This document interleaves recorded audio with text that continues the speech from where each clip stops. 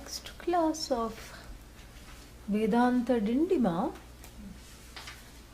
was advertised for the Sunday, March 2nd.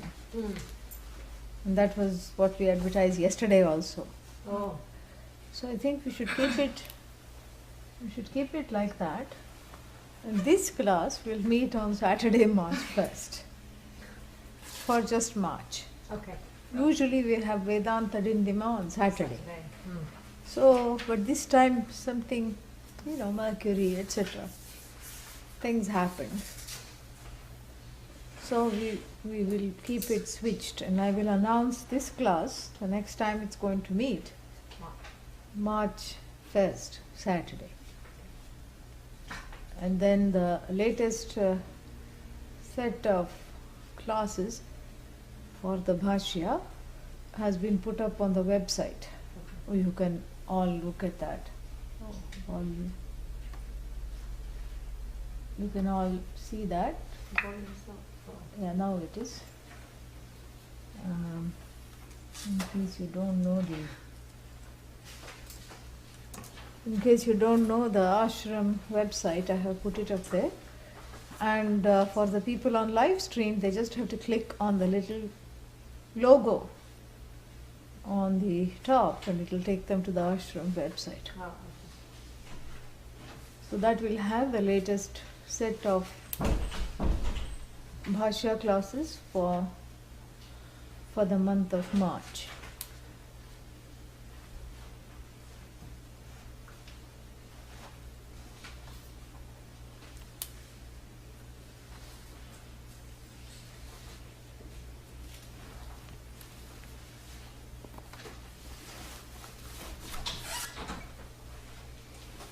Everybody has the text? Yes. You can come there instead of sitting where I can't see you.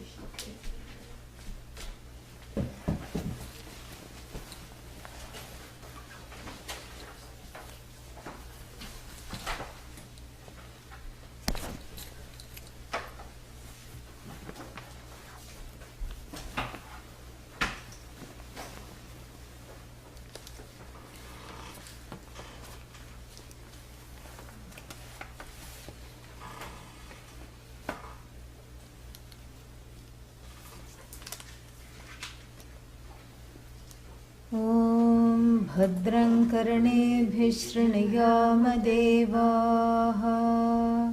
ॐ भद्रं कर्णेभिः शृणुयामदेवाः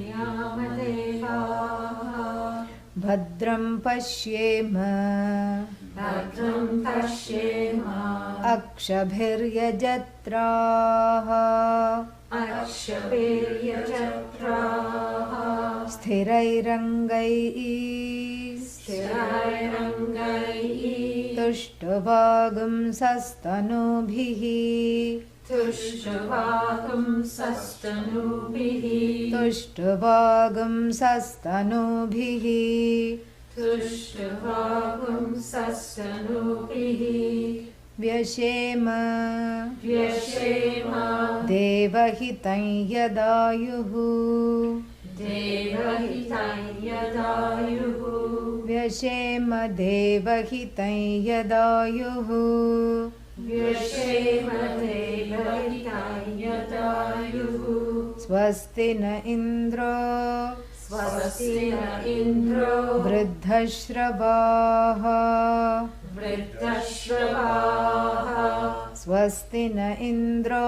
वृद्धश्रवाः स्वस्ति न इन्द्रो वृद्धश्रवाः स्वस्ति नः पूषा स्वस्ति नः पूषा विश्ववेदाः विश्ववेदाः स्वस्ति नः पूषा विश्ववेदाः स्वस्ति नः पूषा विश्ववेदाः स्वस्ति नस्तार्क्ष्यो स्वस्ति नस्तार्क्ष्यो अरिष्टनेमिः अरिष्टनेमिः स्वस्ति नस्तार्क्ष्यो अरिष्टनेमिः स्वस्ति नस्तार्क्ष्यो अरिष्टनेमिः स्वस्ति नो बृहस्पतिर्दधातु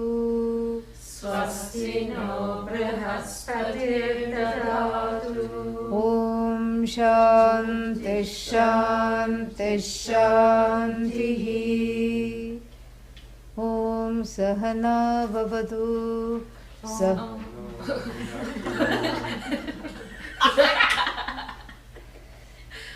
ॐ सहना भवतु सहनौ भुनक्तु सह वीर्यं करवावहै तेजस्विनावधीतमस्तु मा विद्विषावहै ॐ शान्ति शान्ति शान्तिः. The first prayer is coming well. Use the month of February to firm it up. You can listen to the previous classes or you can practice with Janani or do a little bit of both so that when the classes resume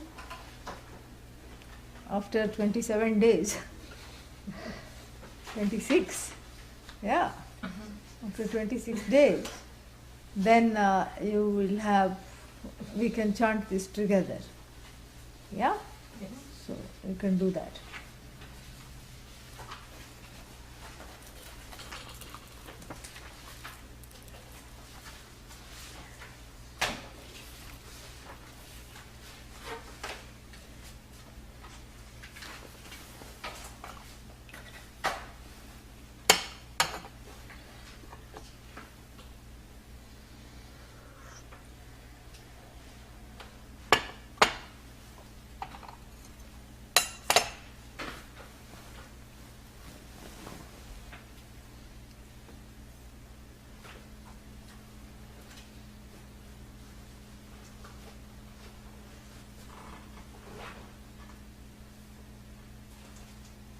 तथा च परप्राप्तिसाधनं परप्राप्तिसाधनं सर्वसाधन सर्वसाधन साध्य विषय वैराग्यपूर्वकं Guruprasad लभ्याम्. Huh? I don't know where we are. Sorry. Yeah, so next time you please mark where we stop. I'll tell you exactly where we are. We are about this one. Do you know? Soumya, do you know where we are? Can you please show? I think so. Yeah, can you please share with whoever doesn't know? Please do that. Yeah. So this I also do. I also have to do this because as we study, I mean, I had to do this for Taittiriya Upanishad also because the classes don't meet every day and they are infrequent. And so, between one class and another class, there is we wonder where to start. But we stopped way over here. So how do I know how far back we go? You just look around a little bit, that's all. We haven't done that quotation. Just one sentence before I have started. Yeah. Okay. Yeah, just look around, little around there it will be. So I also have to do that because the classes don't meet every day. I mean, in a traditional Gurukulam style, what we will be doing is meeting 2-3 times a day for the classes. Each thing is studied in such detail and such frequency so that it's not necessary to mark because hopefully we remember what happened earlier today and what happened yesterday. Now, since the classes are infrequent, when we finish, you just put a dot or a line, in pencil where we have stopped so that we can start there next time.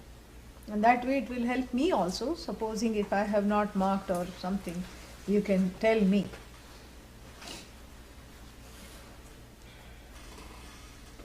Tatha cha, tatha, no cha, I am adding that. Tatha, paraprapti sadhanam, Paraprati sadhanam, sarva sadhana, sarva sadhana, sadhya vishaya, sadhya vishaya, vairagya purvakam, vairagya purvakam, guru prasada labhyam, guru prasada labhyam, brahma vidyam, brahma vidyam, ah parikshya lokan lokan, ityadina nityadina, prayojanancha prayojanancha, asakrit braviti asakrit praviti, brahma veda brahma veda, brahmaiva bhavatiti brahmaiva bhavatiti, paramritaha paramritaha,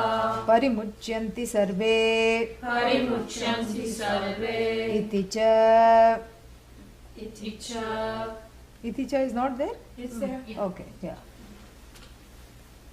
So, last time we saw that this Jnatam Brahma, what is Jnatam Brahma? This Brahman that is known, correct? Yeah. Jnatam Brahma is really Shrutam Brahma. What is Shrutam Brahma? Revealed through Shrutis, probably. Yes, that which is heard. That which is known is equal to that which is heard. Because known Brahman is of no use unless it is heard Brahman. H-E-A-R-D, not H-E-R-D. You don't have to go and heard the Brahman there. Yeah. So that shows us the sambandha, the connection between the knowledge and how this knowledge is earned. Because the prayojanam, what is prayojanam? The goal, the use of this knowledge, the purpose of this knowledge is fulfilled only when it is gained in a certain way. So, jnatam brahma, what is known Brahman? Known Brahman can be known, let us say, before we enter this whole arena of pramanam, the feeling or the understanding even of most people in the universe is that there are many ways to know Brahman, and they will fight with you till tooth and nail to establish this, that there are many ways of knowing Brahman, just like there is many ways of making guacamole, yeah. So you can have so many recipes, correct? You can have so many recipes, you can have, and you can also pound the avocado in so many different ways. You can mix it by hand, you can take some kind of a pounding device and pound it, or you can put it in the food processor, you can do so many things. So there lies the beauty of having many options in cooking something like this avocado recipe, or even in cooking up this knowledge of Brahman. So Brahma Jnanam has many dwars. What is dwar? Yes, doors, gates. The word door comes from dwar, really. Yeah. So there are many doors through this. This is the pervasive misapprehension. What is this? Why is it a misapprehension?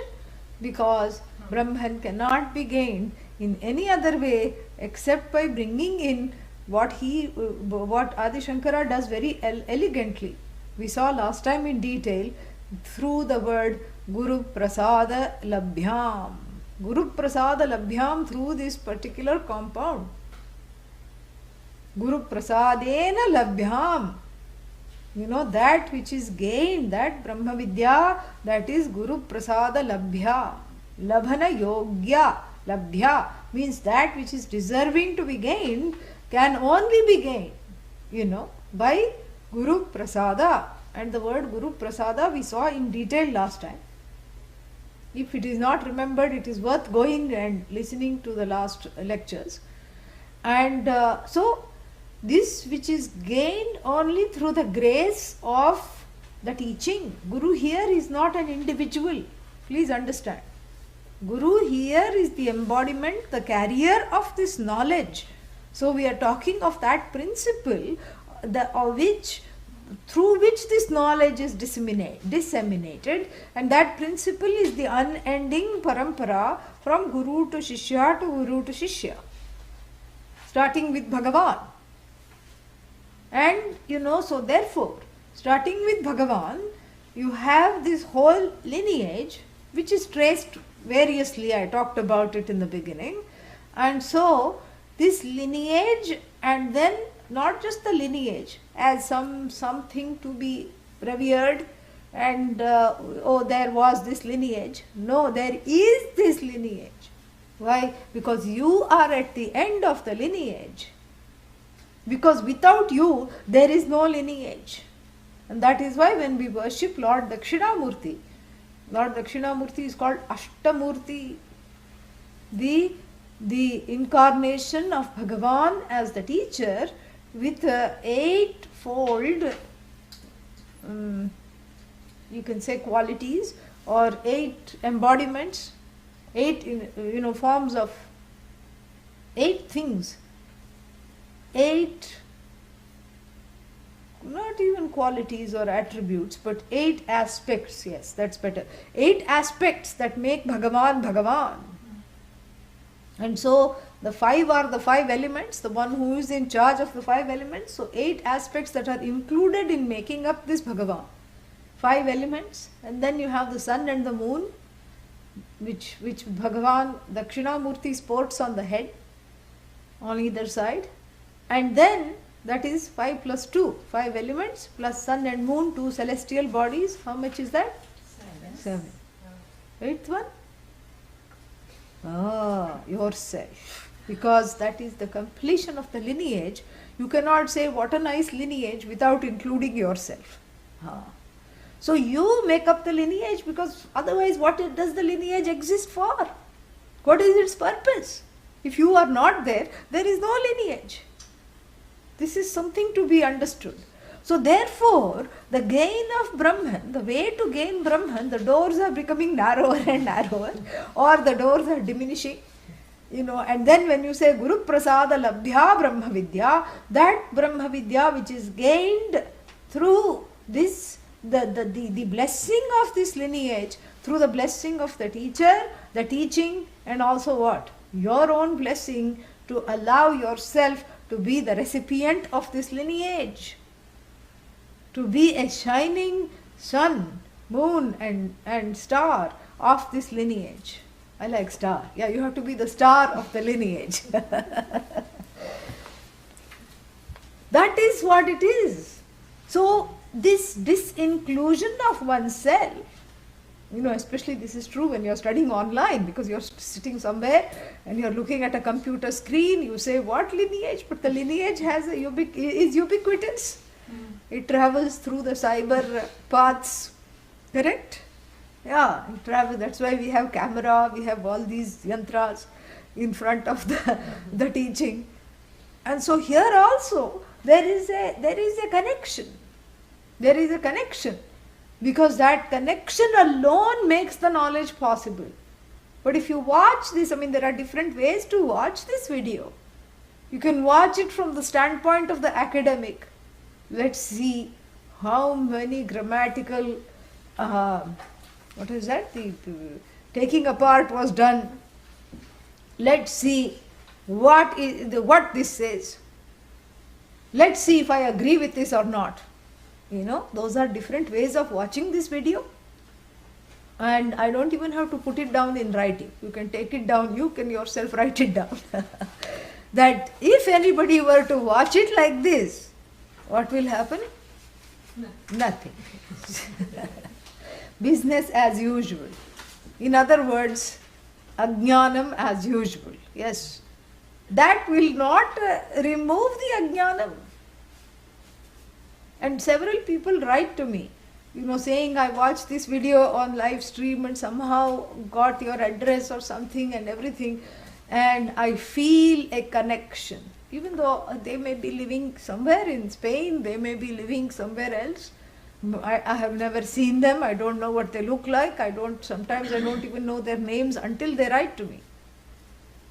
But until they feel, until that connection is felt, the knowledge does not become a transmission.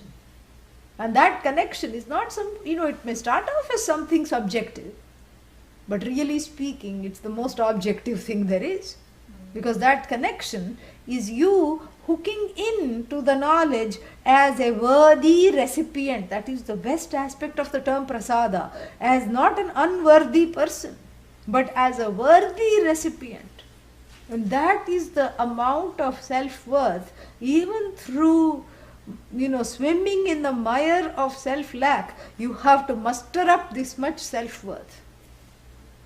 And then approach the knowledge. So that is your own blessing that you are giving as a recipient of this lineage.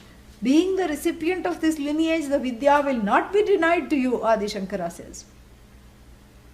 And so whether you are near or far, you have to redefine yourself as the end point of this lineage of a knowledge that has survived colonialism, a knowledge that has survived two world wars, a knowledge that has survived all kinds of other distortions, because this is something that is you, which can never be distorted.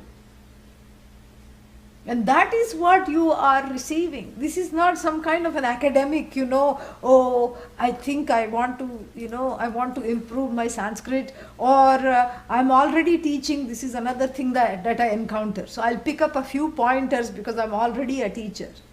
All that you lay down. You lay down all that, really. Oh, I know this already. Even if you know it, put that aside for now. And open, that is that opening, and the ability to give yourself that gift of that opening is what is the most powerful aspect of this phrase, Guru Prasada Labhya. That prasada includes Atma Prasada, that which you yourself say, I allow myself to be the recipient of the teaching of this lineage. Because there is a proactivity there. Despite the fears, despite the insecurities, this knowledge is, I'm not defaulting on this knowledge because nothing else worked. Even though that might be the case, that is frequently the case.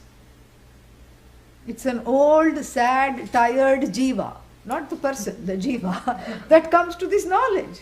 Sad, jaded, faded, jiva. And that's okay. That is generally how it happens.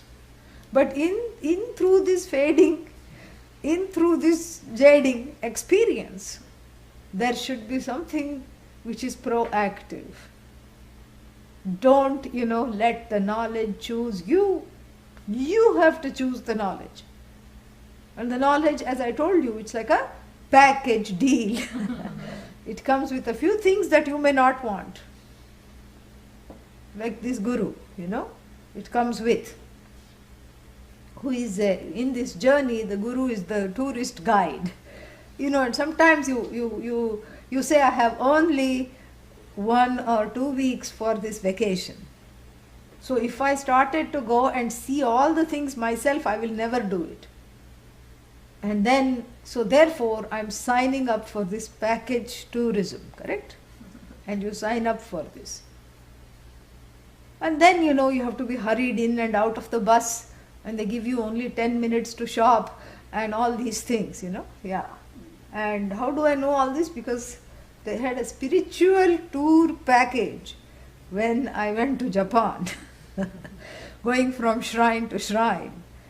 And on the final day of the conference of 2 days, they had all these spiritual guided tour.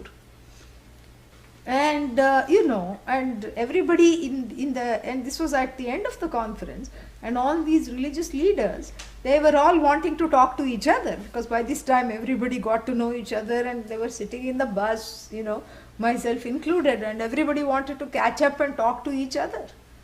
And and I met another Swami from our lineage, and he and I were catching up with each other. And as a result, the tour guide who was trying so hard to show us what was what we were supposedly missing and what was in the sights and the sounds, was at best seen as a mild, unnecessary annoyance, because nobody was listening to her, poor thing. I mean, I did make an attempt to listen, but and everybody made an attempt, but it was very infrequent and hardly there. So, but that cannot be the case in Brahma Vidya, because the tour guide is the star, because without the tour guide, the sights and the sounds of what you see, and especially that what you see is beyond all sights and sounds. Yattat adreksham agrahyam avarnam agotram, this very Upanishad is going to say when? Extremely soon. It's going to reveal, soon after the lineage, it's going to reveal Brahman as Yat Tat, that which is Adreksham, beyond sight, that which is not an object of sight, not an object of hearing, not an object of grasping with a pause, and not an object of any sense organ. And how will this tour guide, tour guru, Brahman is the tour, Brahman is the tourist spot, and how will this tour guru, travel guru, show you the way? Because it's not like the other tour guide in Japan who looked out of the window and pointed out that building is the palace, this building is called the golden something or the other, that building is the main government building. How will this take place? Because you cannot say this is Parabrahma, this is Aparam Brahma. You cannot say that. How many kinds of Brahman are there? One. Only. And that is the one that is sitting. That is the one that is talking. That is the one that cannot be talked about. How? So therefore, you see, it is not like the regular tour guide who is saying, only 10-minute break, get back into the bus, and then you have to. And the tour guide's job was not easy then either, because some of the religious leaders would not emerge from the shops, and she had to go.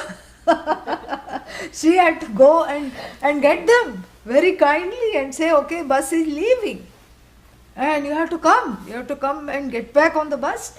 And so like this, they had to, her job was not easy. And some other people, some other religious leaders who are of the meditative type, what they would do is they would just go off by themselves and sit on a rock and meditate, and it was very difficult to find them because, after the shrine was toured, they were somewhere behind the shrine on a rock, sitting by themselves. So they also had to be slowly, got back. And it was no use waving that tour bus number in front of them because the eyes were tightly shut. And so even the local tour guide had a very difficult time getting everybody. Religious leaders are useless, really, other than to give a few talks. They're really no use. Don't take them anywhere. That's the lesson I got. Badly behaved. We are all very badly behaved. So then, this is what it is. So, but imagine the job of the tour guide of Brahman, tour guru. Very difficult, because you cannot point from the window, and you cannot, and in the first instance, when the person is distracted or is resistant to the tour because they don't emerge from the shop or they go off and meditate. But here, when the person is distracted or is resistant, there is no way to find out because it's all happening internally, correct? Yeah, there is no way to find out. Still the guru somehow knows, and somehow the class is directed towards addressing those distractions and those resistances eventually. And here the job of the teacher is not to be put down, because it is much worse than the tour guide. Because the tour guide has it easy. You just have to have a list of things to be shown, and you point through the window or you bring the bus in front of that, and then you say, okay, roam around and come to your own conclusions.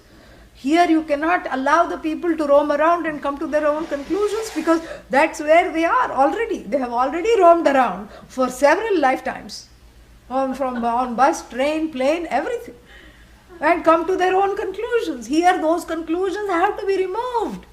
Here those conclusions have to be interrogated. Here those conclusions have to be dismissed for that knowledge which is already there to take place. So it's not that new knowledge is being pounded on the head, or drilled into the brain.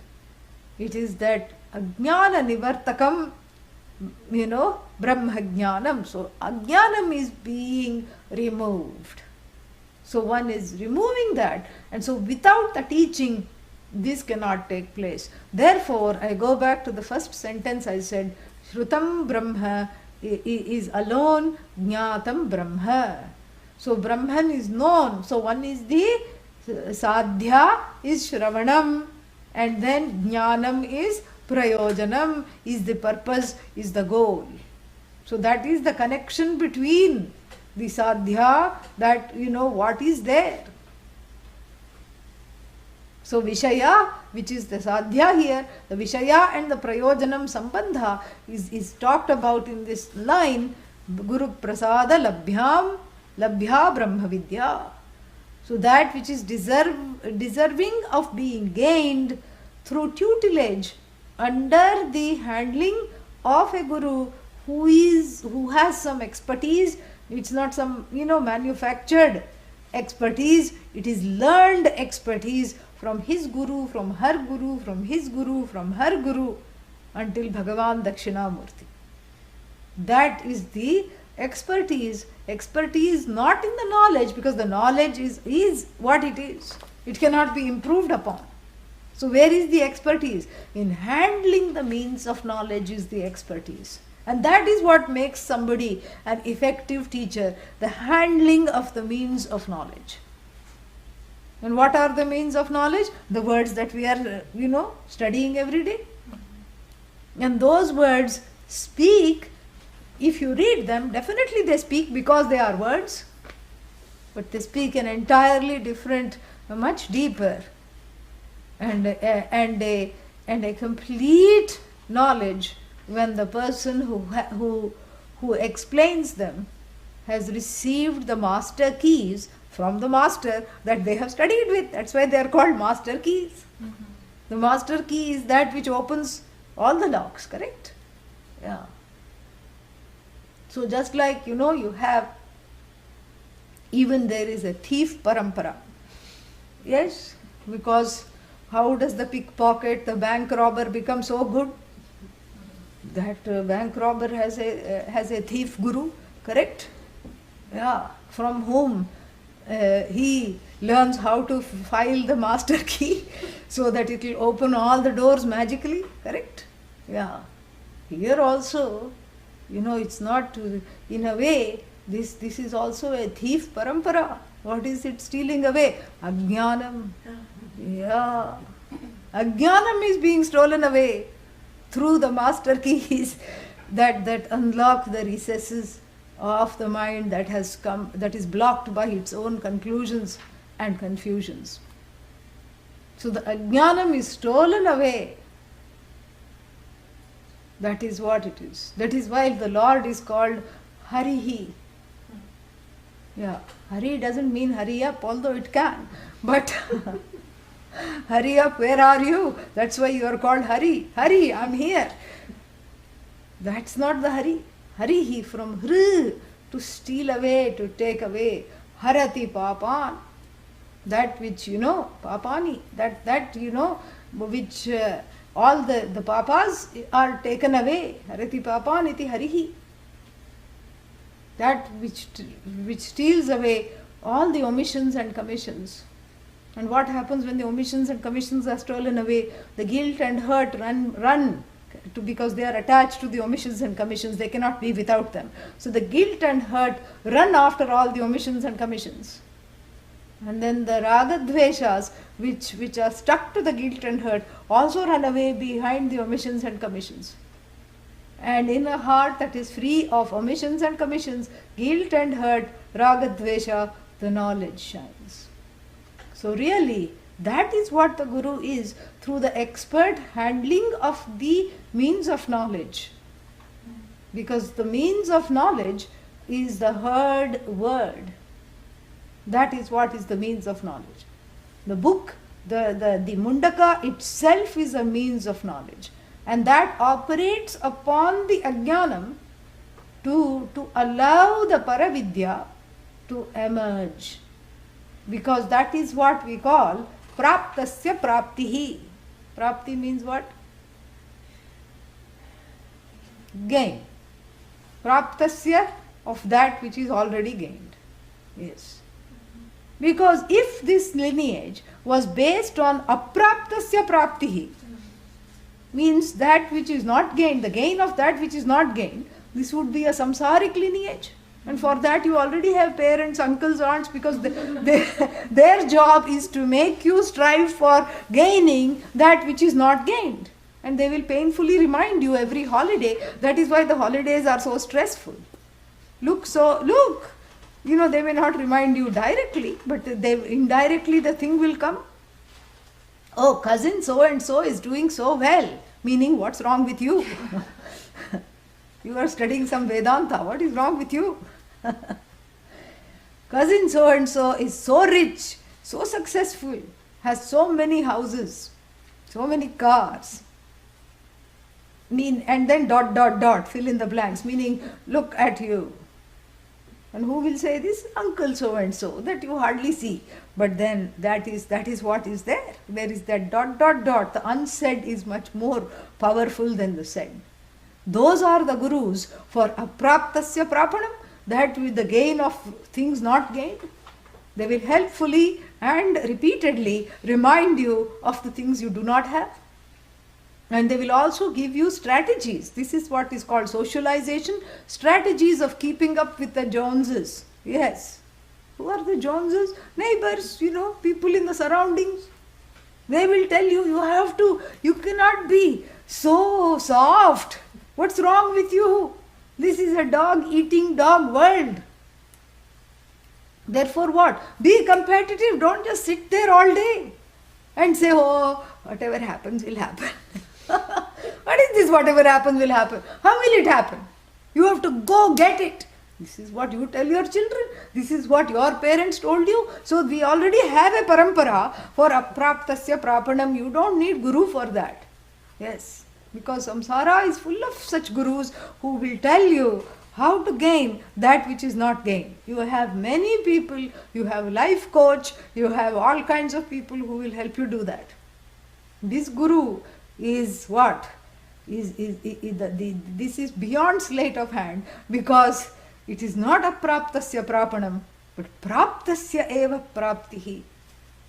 The delightful gain of that which you already have. Oh, that means the guru has easy job. Yeah, right. It's not an easy job. Why? Because the gain of that which is already there, it is surrounded by a thicket of ragadveshas, which have to be deployed, for which the shastra of asangatvam has to be deployed. Asanga shastrena dridena chitva. Where does this come? Bhagavad Gita. Which chapter? 15th chapter. Yes, correct. Correct on both counts. See, it pays off. Yeah. Yeah. So 15th chapter, it says that there is this upside down tree. The tree of priority. Yes. Where the roots are up and the branches hanging below.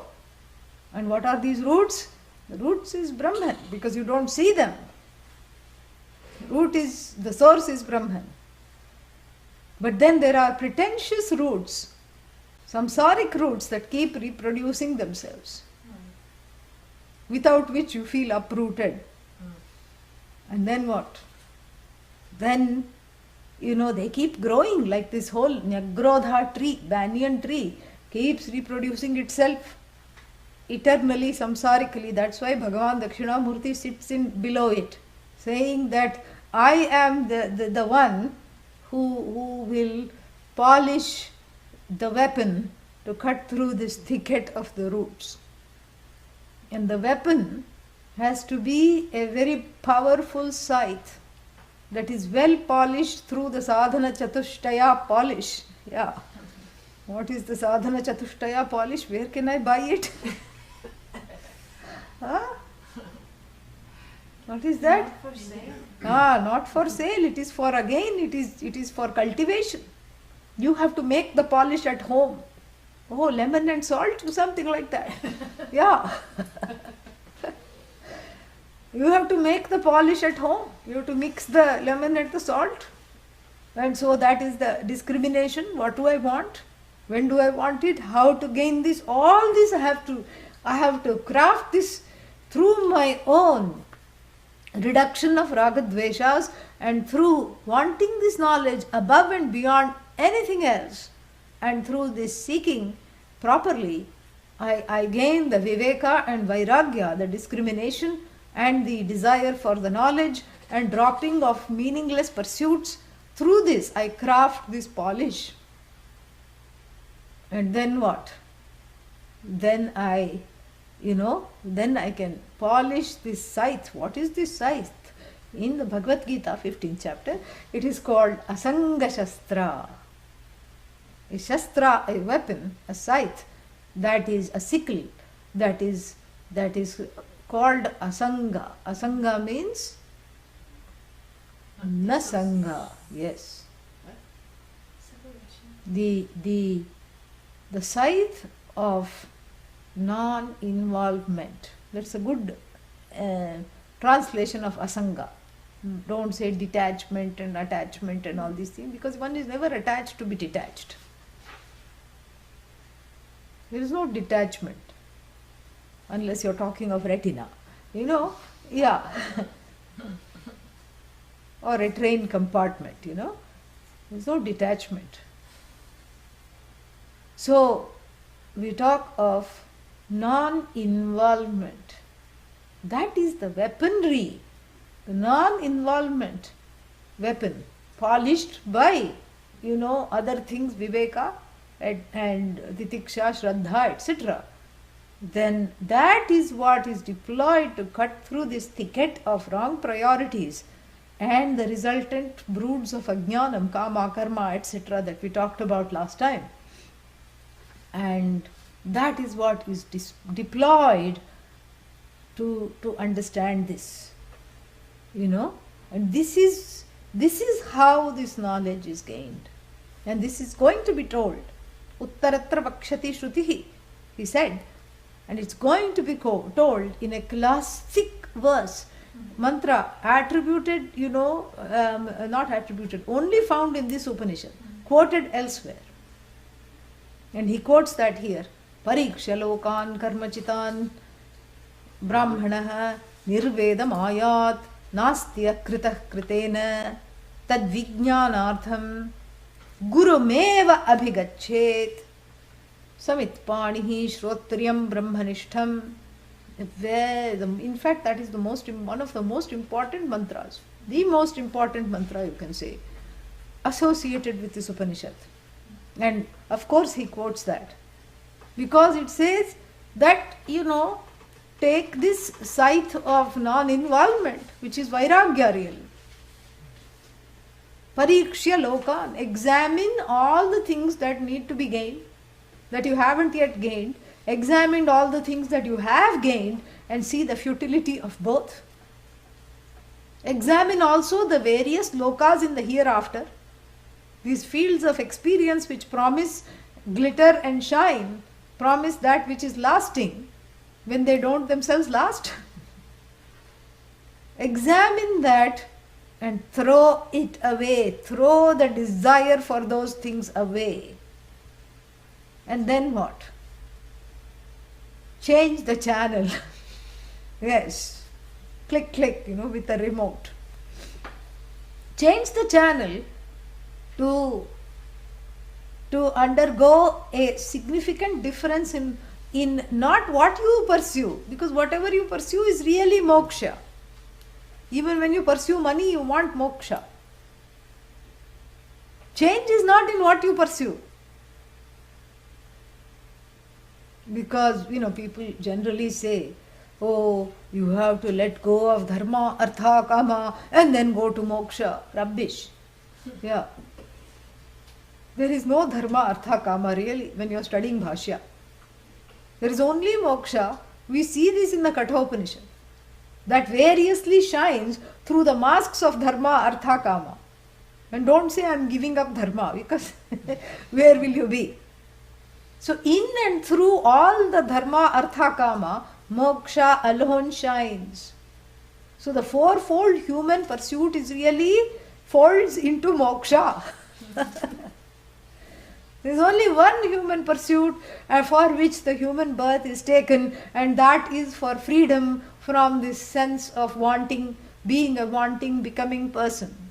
That's the only pursuit. All other pursuits are really to stop wanting, to stop feeling a sense of lack centered on the self.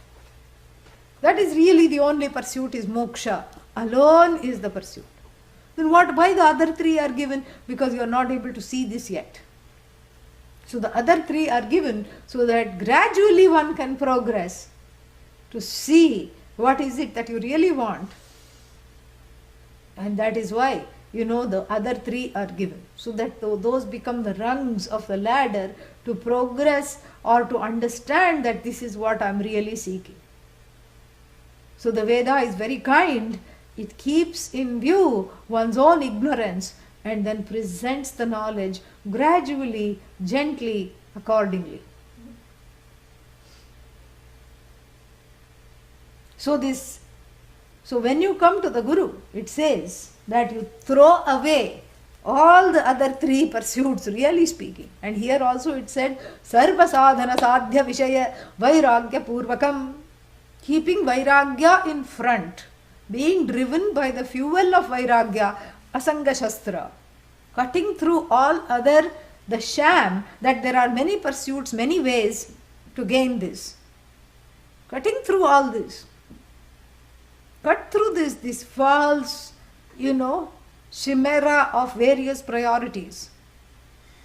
Rip through this veil, the Mayik veil of many priorities, of multitudes, many nesses, and see that oneness. And in order to see that oneness, you have to pursue that oneness under the apprenticeship, tutelage of a teacher who knows how to communicate and give this knowledge to you. That knowledge which already is you. By removing all these things. So therefore we say, Gukaraha, Andhakaraha. What is Gu? Darkness, ignorance. Rukaraha, Tat Nivartakaha.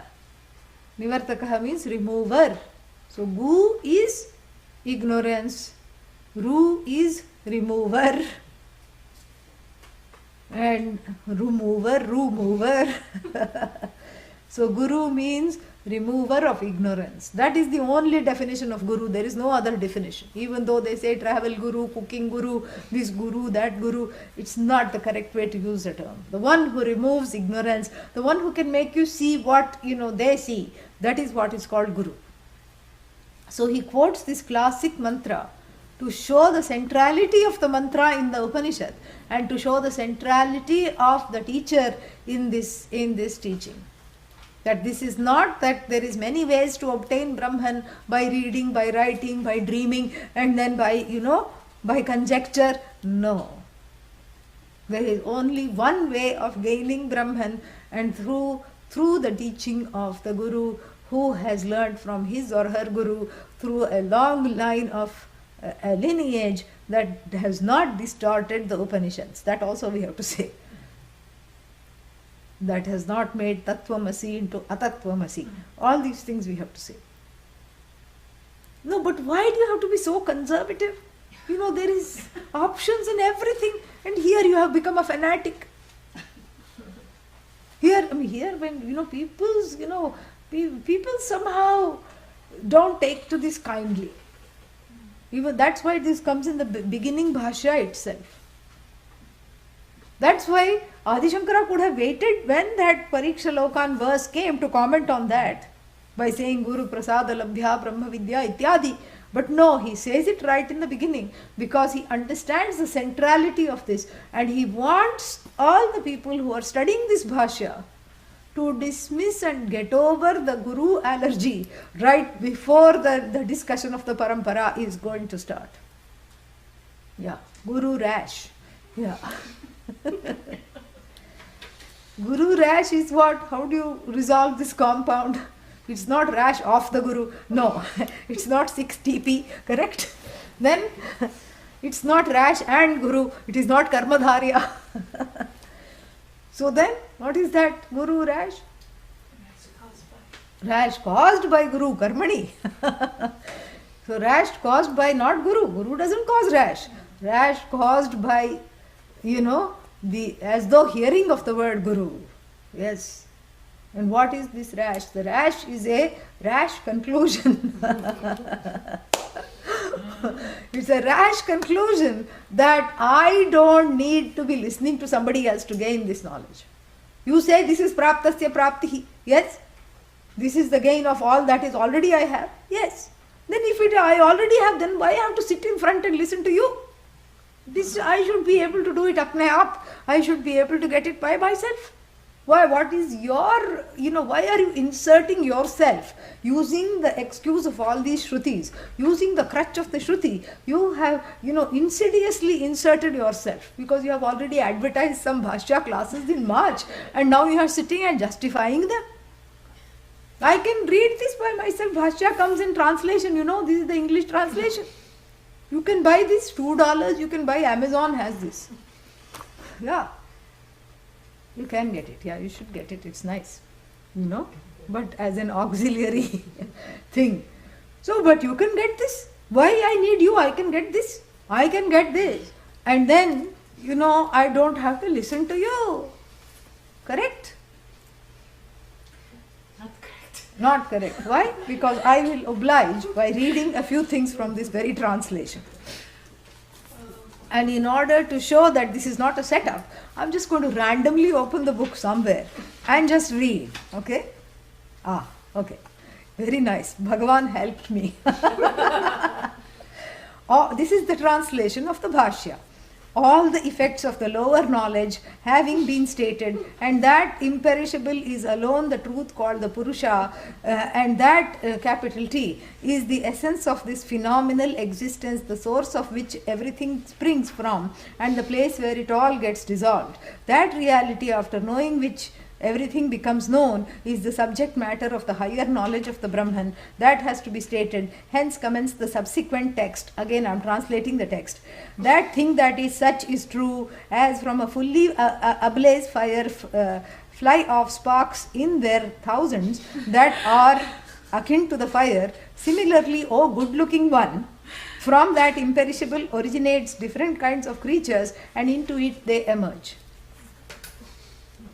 Should we end the class here?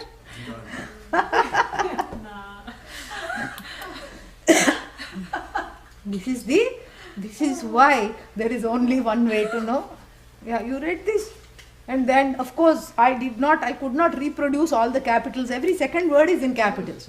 Self, capital, and then imperishable, capital I, bliss, capital, and then, and then another self, small s.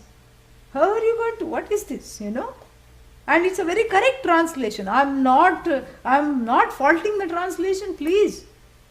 Don't, misunderstand me. I'm not saying there is a better translation out there. This is the best translation you can get. This Swami Gambhirananda, very wonderful person. This is a very accurate and a very faithful translation of the text and the Bhashya. You will not find anything better. There is one Nikhilananda Swamiji and this Gambhirananda Swamiji, both do a great job. So the fault, if it's not in the translation, where does the fault lie? Where is the problem? The problem is not with the translation. The problem is we are not, able to gain this knowledge. This knowledge is beyond translation. That's what it is. And if we rely on the translation, many things are lost in the translation. lost in translation, really. Why? Because the Upanishad and the Bhashya are few words. You have to handle the means of knowledge and you have to present it in a way that is understood. And here there is no will involved. I told you this. If I say, please see me, but do not look at this fruit, you cannot oblige. So the knowledge is what is called Vastu Tantram Jnanam. Write this down because there will be several quizzes on this. Vastu Tantram depends on the object. The knowledge does not depend upon the person looking at the knowledge. The knowledge depends upon the object. The knowledge is as true to the object, as good as the object. So, and if the object is the subject, I, then what does the knowledge reveal? I. And it reveals I in all its glory as it is. Not as it should be or as it was. No, that's why Tattvam Asi, as you are that it reveals. And that revelation is like the revelation of this orange, which is achieved by the eyes. What will is there in knowing this orange? Is there a will in knowing this orange? No. No. You cannot say, even if you want to eat a mango right now, you cannot say this is a lovely mango, I'm going to pretend this is a mango. Color may be same, but it's not that. It is what it is, you cannot make it to be not what it is.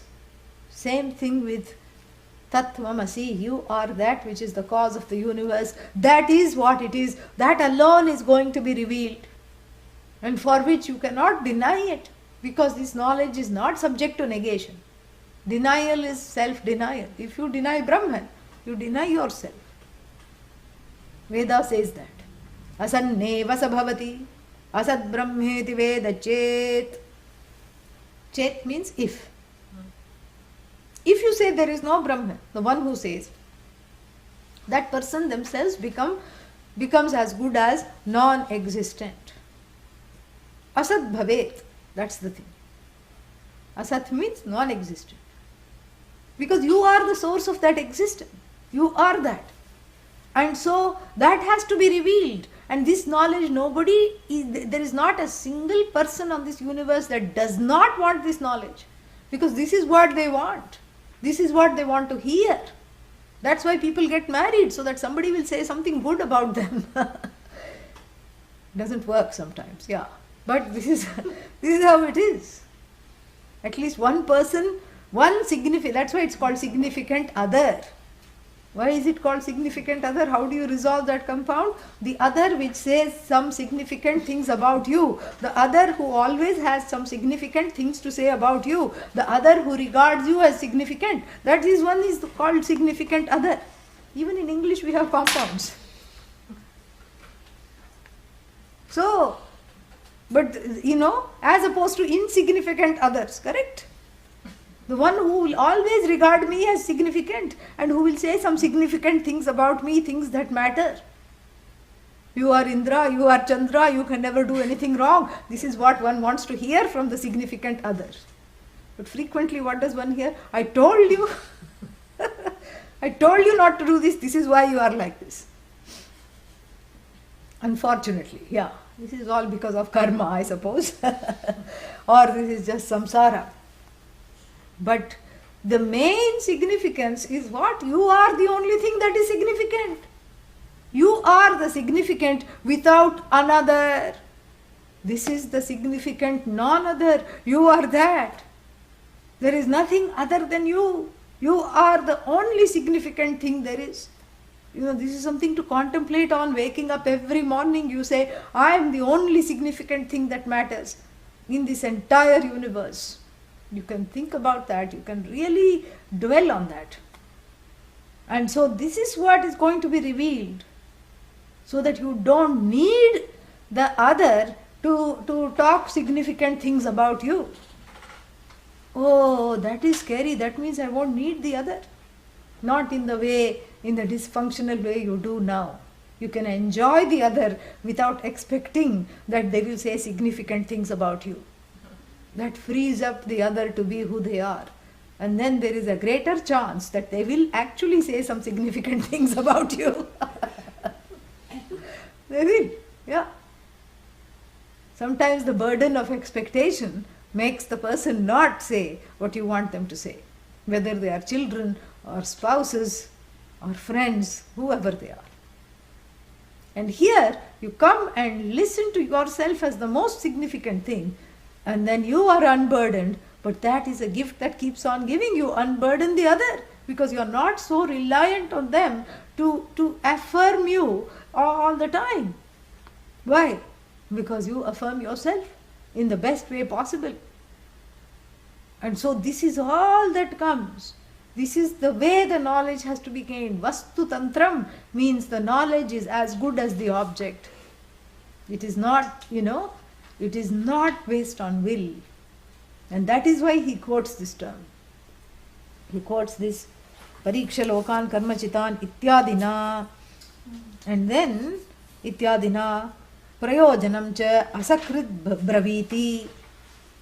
And he says the goal of this knowledge, the Upanishad says asakrit. Asakrit means not once. Means what? Not even once it says. No, repeatedly. More than once is talked about. The goal of what do I gain by tolerating the teacher, by having a guru in the life and learning this knowledge in the way that you tell me. What will I gain? Asakrit braviti, and he gives two quotes. Brahmaveda brahmaiva bhavati. Brahmavit brahmaiva bhavati, also quoted as in another Upanishad. So Brahmaveda, the one who knows Brahman, brahmaiva bhavati, that is the whole sentence actually. It will come later on in the third Mundaka towards the end. So this is the Phalashruti. So the one who knows Brahman, Brahmaveda, becomes only, bhavati means becomes, correct? Becomes Brahman. Oh. What was that person before? Brahma. What is the person afterwards?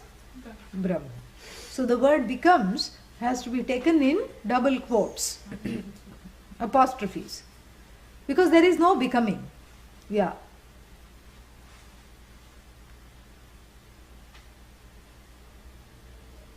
In fact, the word bhavati cannot, does not have usually, the object in this particular way. Like something becomes something, you don't really say that.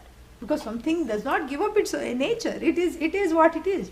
But here, ajñātam brahma, aham brahma iti ajñātam vishayah, jñātam bhavati. So that, that aham brahma iti, that I am Brahman, aham brahmasmi iti, ajñātam brahma, jñātam bhavati. That unknown Brahman becomes known.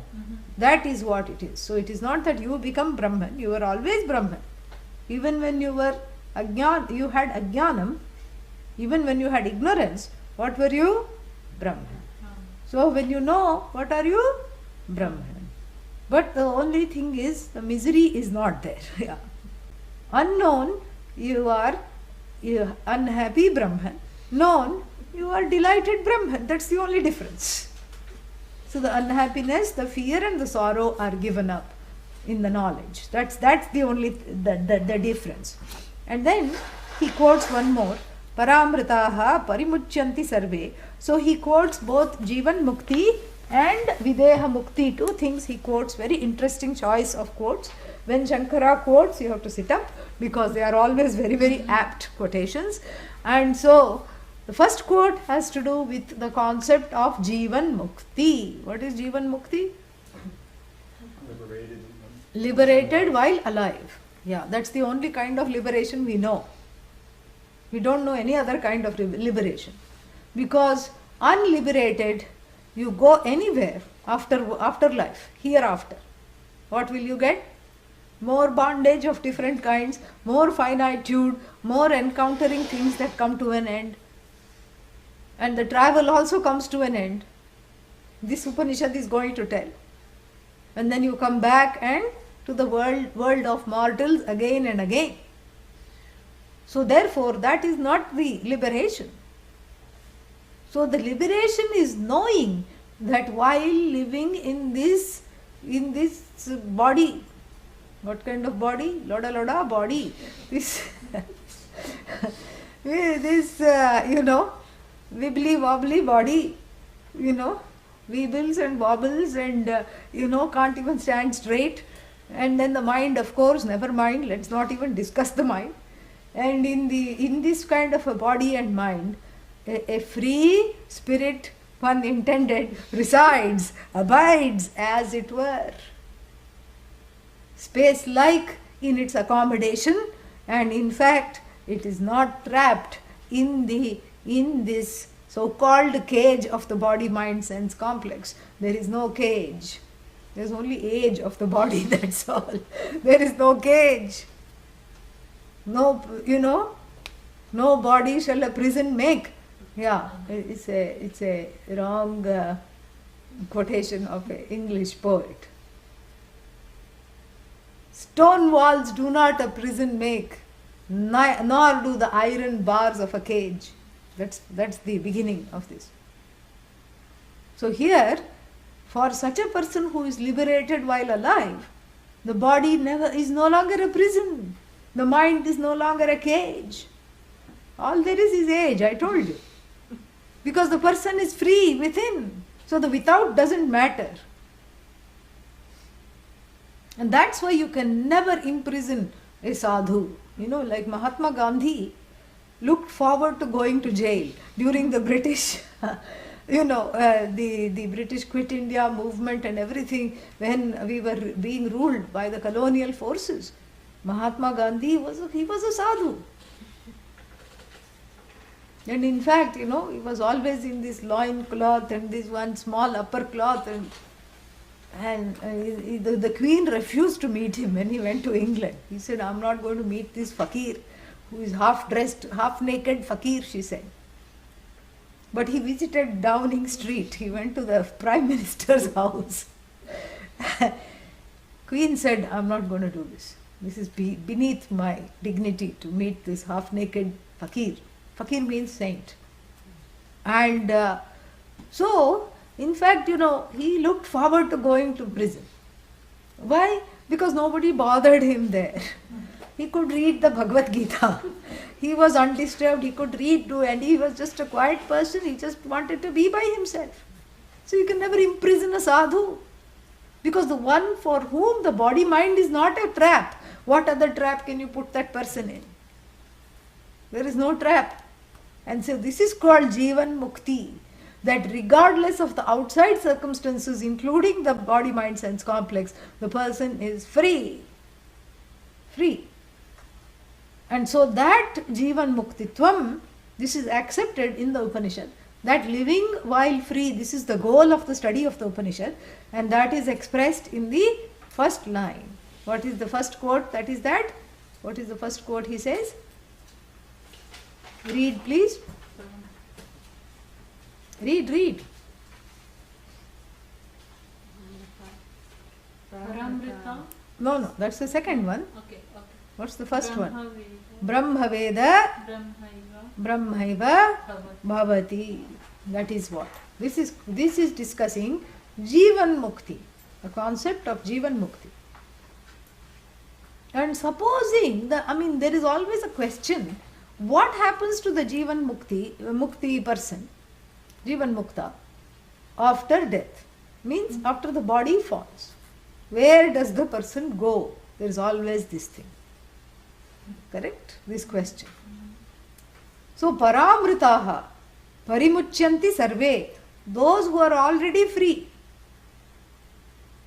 is paramritaha. Means those who have already, we'll see this all in detail later. But those who are already gained this freedom, parimuchyanti means are freed again of what? What is the second freedom? After the body falls, first freedom is living even with the body, mind, sense complex freely. What is the second freedom? There is no coming back. And that is talked about in the second quote, Videha Mukti. And even here, there is another concept of, there is another concept. The third concept of mukti called Krama Mukti. And I don't want you to think of that too much, but it is accepted also by the Shruti. So the Krama Mukti, also called Videha Mukti sometimes. And what is this Krama Mukti? Krama Mukti means you have studied here, you know that, but there is not enough contemplation, or somehow all the raga dveshas are not fully gone. But you have attained a high level of Upanishadic knowledge by exposing yourself to the teaching for a long time. And then when the body is dropped, you have Vairagya, Viveka, everything. When the body is dropped, what happens? You are taught by Brahmaji. Yes, that is what the thing. But don't plan on that, because it is easy to gain Jivan Mukti than Krama Mukti. So he quotes these two things to show both those muktis, and that is the prayojanam is moksha, in other words, So that is what he shows. We will take a 15-minute break, come back and proceed further. Om Purnamadah Purnamidam Purnat Purnamudachyate Purnasya Purnamadaya Purnamevavashishyate. Om Shanti Shanti Shanti. Hari Om Shri Gurubhyo Namaha. Hari Om.